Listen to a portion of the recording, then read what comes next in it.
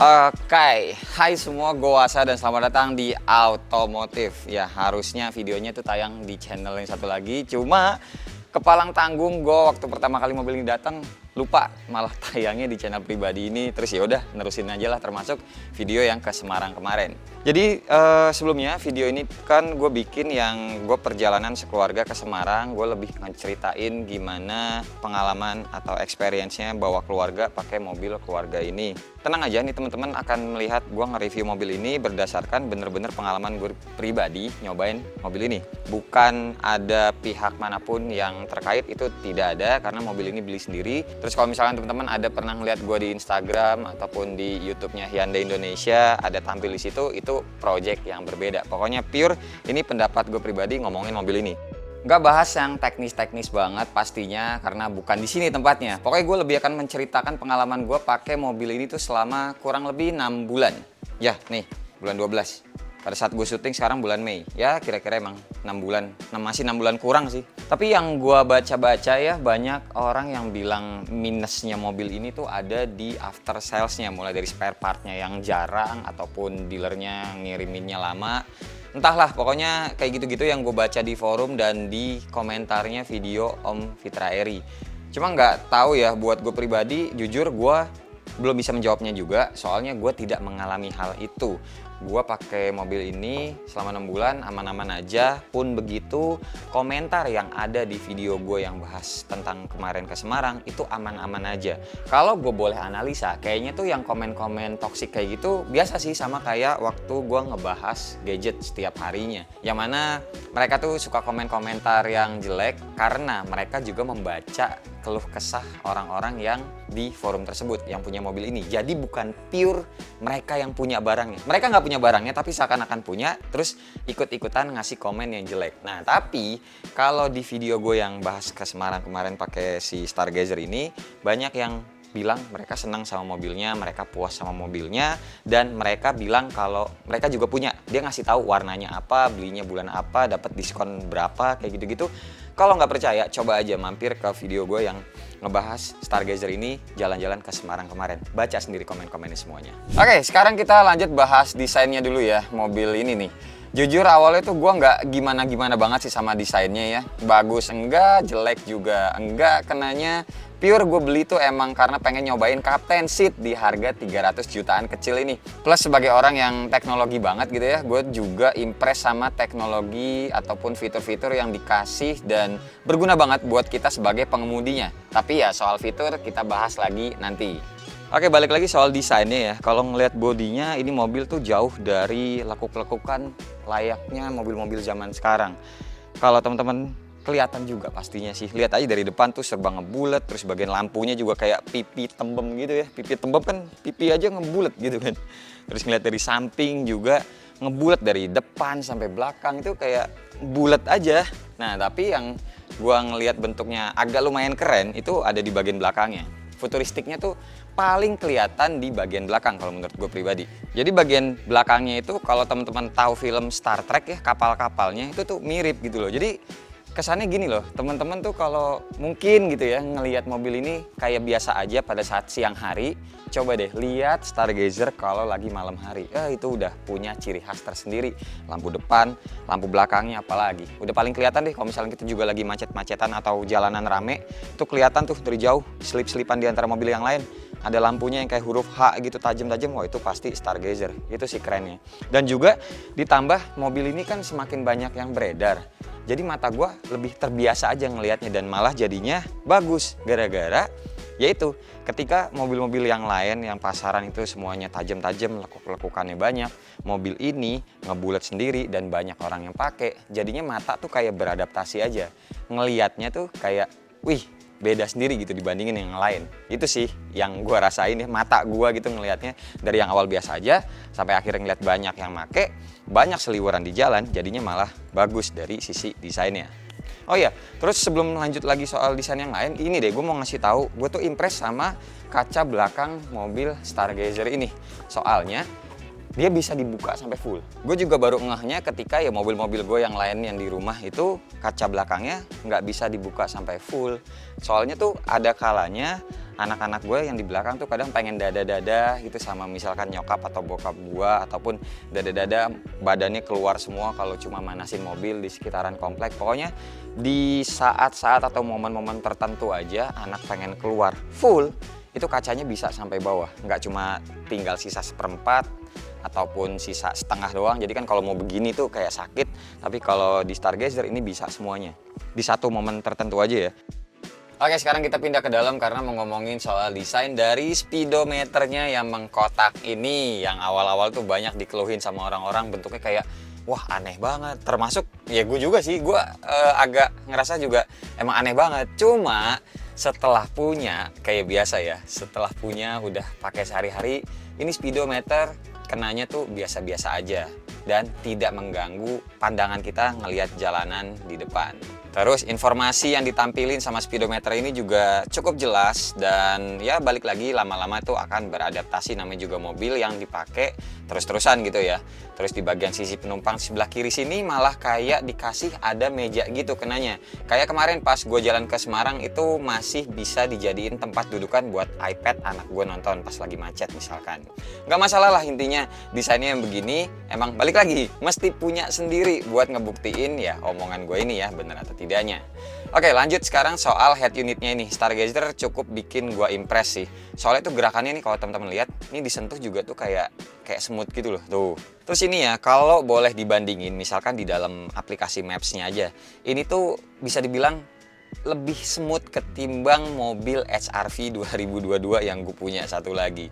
Nggak tahu kenapa, pokoknya head unit bawaannya kalau kita sama-sama compare ya, itu mobil 400 jutaan sama ini 300 jutaan. Kecil, lebih enak di sini ngoperasiinnya di Stargazer ini. Belum lagi yang Stargazer ini kan kalau mau nyambungin Apple CarPlay ataupun Android Auto-nya, ini tuh bisa wireless. Sedangkan kalau HR-V itu mesti pakai kabel.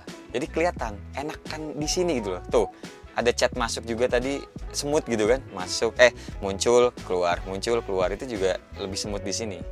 Nah tapi yang aneh ya, nggak tahu kenapa juga kalau iOS ya disambungin ke Apple CarPlay-nya di sini, nggak tahu apa ada masalah si Apple-nya sendiri.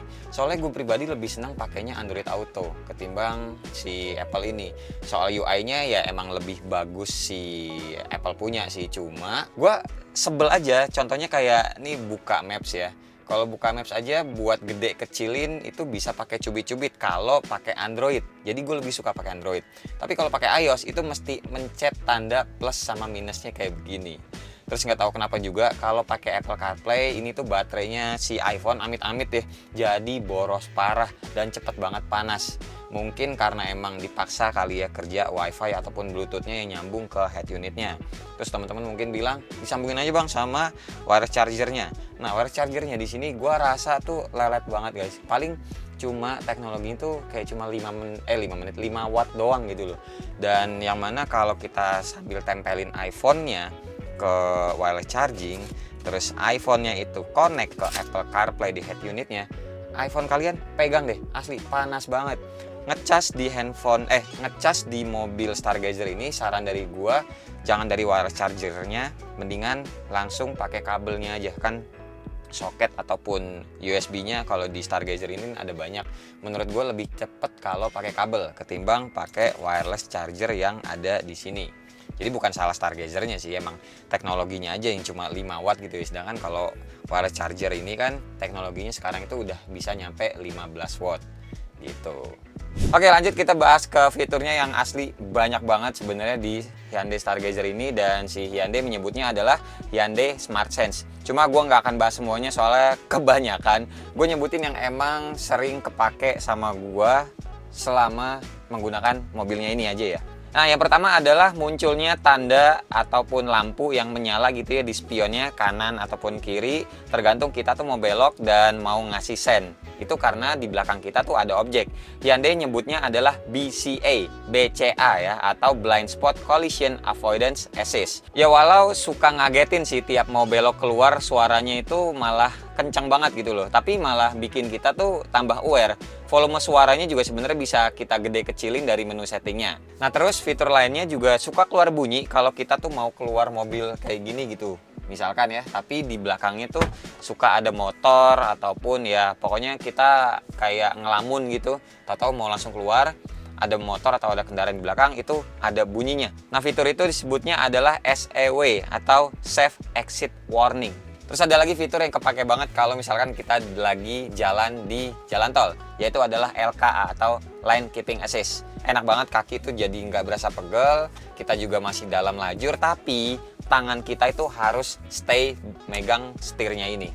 Nah, ada lagi fiturnya yang ngebantu kita saat mundurin mobilnya ke belakang. Ya mundur pasti ke belakang lah ya.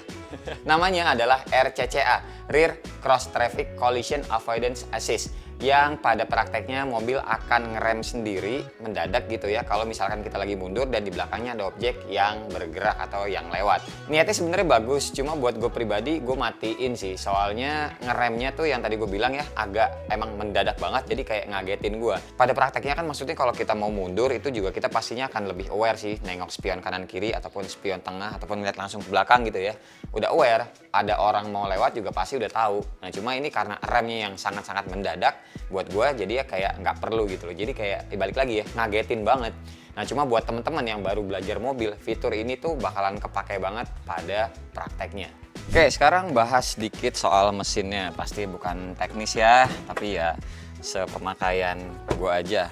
Ini mobil kan cc-nya 1500. Pasti biasanya ditanya lemot atau tidak. Nah, jawaban gue, ini mobil kenanya tuh dia agak lemot. Dan kalau di dalam kota gue biasa pakainya itu yang mode standar, tapi kalau di jalan tol gue lebih suka yang pakai mode sportnya, drive mode-nya. Soalnya buat nyalip-nyalip lebih enak. Gue bilang agak lemot, soalnya lagi-lagi nih gue ngebandingin sama mobil gue yang satu lagi, yaitu adalah Almas ya, Wuling Almas. Itu lemot parah kalau Wuling. Ketika pakai Wuling segitu lemot, pakai mobil ini sehari-hari, ini berasa tidak lemot. Ya intinya kita juga kan dikasihnya tuh ada 4 mode drive mode ya. Ada dari mulai eco, standar, sport, dan yang smart. Nah, kalau yang smart itu dia kayak semacam ada AI-nya, jadi bisa mengikuti kebiasaan kaki kita pemakaian mobil ini sehari-hari. Cuma ya karena ini mobil gue pribadi kan balik lagi ya, nggak dipakai sehari-hari banget. Jadi ya itu gue pakainya di antara 2 drive mode itu aja. Yang standar sama yang sport kalau di dalam jalan tol. Nah, terus gimana buat konsumsi bahan bakar? Wah, mobil ini irit coy, asli. Gua dapetnya sih pasti selalu di atas angka 11 ya buat dalam kota. 11 sampai 14 sampai 15 juga pernah buat dalam kota. Ya tergantung kaki gimana kita sekolah atau enggak, kakinya bahasanya kan kayak gitu ya. Tapi kalau yang keluar kota kayak kemarin Semarang itu gua dapat sampai 20 km per liter. Irit banget ini pokoknya mobil. Dari testimoni orang-orang yang udah pada beli, di video gue sebelumnya juga banyak yang bilang mobil ini tuh termasuk mobil yang irit banget buat 3 baris, buat keluarga, buat sering jalan-jalan. Ini kenanya tuh mobil worth it parah dari sisi konsumsi daya bahan bakar ya. Dan ini gue ngisinya selalu pakai yang oktan 92 Pertamax. Kalau nggak nemu Pertamax, nemunya Shell, ya udah gue pakainya yang super kayak gitu-gitu aja. Terus kalau ngomongin soal suspensi juga, gue nggak rewel ya, maksudnya gue juga nggak punya takaran ini mobil tuh keras atau nih empuk kayak gitu-gitu. Gue nggak punya basic buat gue sendiri seberapa standarnya. Cuma yang gue rasa ini mobil termasuk enak suspensinya buat berkendara sendiri ataupun bawa keluarga kemarin. Kalau ditanya di MBZ, di tol MBZ itu bumpy atau enggak, itu pasti semuanya bumpy kenanya. Semua mobil itu bumpy, even mobil gue yang lain juga kenanya bumpy, tapi mobil ini si Stargazer kenanya juga masih stabil. Kita bisa ngendaliin dengan baik gitu loh, di atas 100 km. Waktu itu pernah 120 juga ya, dan masih enak-enak aja. Pokoknya patokan gue gampangnya gini, selama anak di belakang dia nggak muntah, dia bisa tidur cepet ataupun tidurnya lama, antara nyetir gue enak dan suspensi mobilnya juga berarti enak. Udah sesimpel gitu aja, nggak usah mikirin yang kayak gimana-gimana teknis banget tuh, gue nggak. Pokoknya ini buat keluarga, suspensinya nyaman. Dah, lanjut lagi, kita masuk ke dalam lagi ya. Nah, tapi paling yang kurang ya menurut gue sama mobil ini tuh ada di bagian peredamnya guys. Nih, atas, depan, kaca, kanan, kiri. Kalau hujan, kedengeran banget, berisik. Jadi kalau saran dari gue, teman-teman beli mobil ini, mending kalau ada duit lebihan, habis di coating ya, mending pasang peredam dulu deh. biar lebih enak aja. Sound system udah lumayan oke untuk standarnya, bassnya lumayan mantap. Terus ada lagi yang mau gue tunjukin yang tadi lupa adalah soal tombol-tombol buat pengoperasiannya. Enak deh mobil di sini. Nah ini maksud gue adalah tombol-tombol buat pengoperasian AC-nya. Walau ada yang sentuh-sentuhan kayak gini nih, tuh ya. Cuma tetap ada tombol fisiknya buat ngatur kipasnya mau sekencang apa, tuh. Ataupun suhunya juga mau didinginin, mau dihangatin, itu masih berupa tombol. Enak aja gitu loh, daripada yang balik lagi ya, gue komeninnya gue membandingin sama Almas gue yang semuanya itu pakainya di head unit. Itu gue sebel kalau model sentuhan semuanya tuh sebel. Belum lagi kalau misalkan bukan head unitnya, belum lagi kalau misalkan si displaynya itu lemot. Jadi buat nyalain AC aja tuh lama. Itu gue sebel sih kalau di Almas ya. Kalau di sini gue seneng intinya. Tuh. Gue mau 3 doang bisa, mau nambah kencang lagi bisa, kecilin. Nah bisa gitu. Ini tombol fisik ini gue suka. Terus juga tombol di bagian setir sini. Nih tombol-tombolnya ada banyak, dan ini cuma penyesuaian sehari-hari dipakai juga pastinya langsung bisa sih. Terus juga ini gue seneng ada tombol mute-nya di sebelah sini. Nih mute tuh tinggal ditekan begini aja. Hal kecil yang nggak gue temuin di mobil lain ketika ada pengaturan volume di setirnya tapi nggak punya tombol mute gitu loh. Nah di Stargazer ini ya udah ada, dan ini tuh menurut gue tombol mute hal kecil yang sangat menyenangkan. Dan ya udah sih ya, overall gue tuh bahagia lah sama ini mobil Hyundai Stargazer. Soal desain balik lagi ke selera. Gue aja yang awalnya biasa aja, sekarang jadinya malah suka. Terus soal fitur yang dari awal juga harusnya teman-teman tuh jatuh cinta sih sama mobil ini. Oh iya, sama satu lagi lupa, yaitu adalah soal aplikasi Bluelink si Hyundai ini. Ini tuh banyak banget fungsinya ya, tapi ya kayak biasa nggak akan gue sebutin semua karena banyak banget. Gue tuh senengnya nih dari aplikasi ini kita tuh bisa nyalain, bisa matiin mesin, terus juga bisa tahu posisi mobil ada di mana, history mobilnya tuh udah jalan kemana aja, berapa kilometer, terus juga ngecek bensin atau jarak tempuhnya tuh bisa berapa lagi. Ya intinya sih yang paling kepake banget balik lagi tuh ya buat nyalain mesinnya, terus juga AC-nya nyala, jadi ngademin kabin. Kepake banget misalkan nih mobilnya parkirannya terpaksa outdoor, mobilnya kejemur, tapi pas kita masuk itu mobilnya udah adem, itu enak banget sih guys. Pokoknya sekali lagi kalau ngomongin mobil dengan harga 300 jutaan kecil ini, emang gue bisa bilang ini ngemanjain banget sih kita sebagai drivernya yang disuguhin sama fitur-fitur mobil seharga 500 jutaan ke atas biasanya tuh. Dari gue pribadi paling cuma bisa bilang congrats buat teman-teman yang udah nembus mobilnya ini, dan monggo juga buat teman-teman yang lain kalau misalkan masih mikir gitu ya mau beli atau enggak. Teman-teman tuh bakal ngerasain fitur yang enak banget buat kita sebagai driver gitu, atau pengemudinya, ataupun sebagai orang-orang yang ada di dalam mobilnya, baik penumpang di samping ataupun penumpang di belakang sampai baris ketiga. Aduh, mbak gue aja seneng gitu loh walaupun duduk di baris ketiga. Senengnya kenapa? Lihat di video yang Semarang kemarin.